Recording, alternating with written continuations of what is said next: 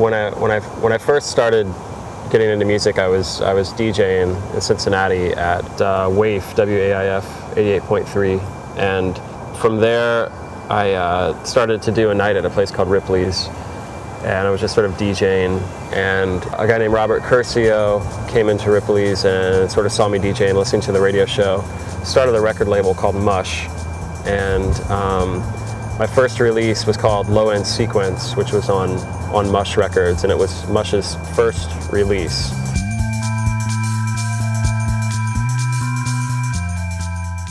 And then after Low-End Sequence, that was just sort of a test. I really sort of got the itch to really start making music and being creative with music, but I didn't have very much equipment, and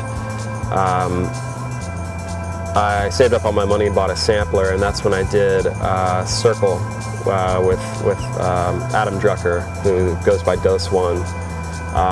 The two of us did that maybe about a year after I did Low-End Sequence. I guess it was around '99, I think, when we did that.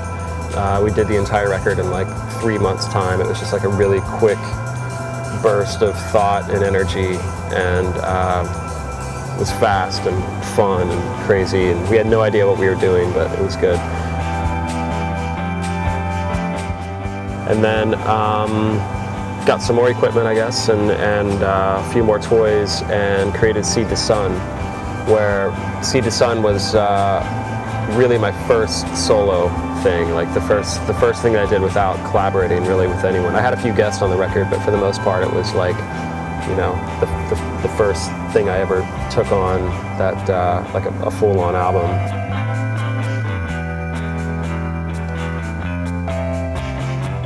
I combined a lot of live instruments with samples, and it was about a 50-50 process, and because I didn't really know how to use equipment too well, I pretty much sampled myself, like playing an instrument, and then I would loop that, and that's kind of why Seed to Sun kind of has like a hip-hop sort of feel, because everything's sort of sampled, but yet wasn't intentionally supposed to be sort of a hip-hop record.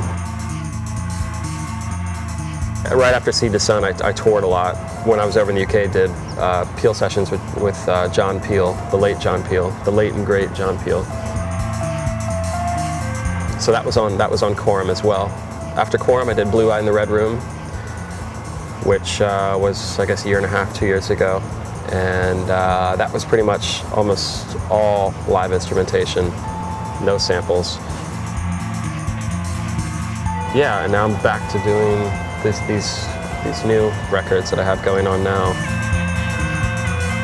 Getting back to really sort of harsh, sort of electronic, dancey sort of stuff, and sort of dropping the instruments and going full-on electronic.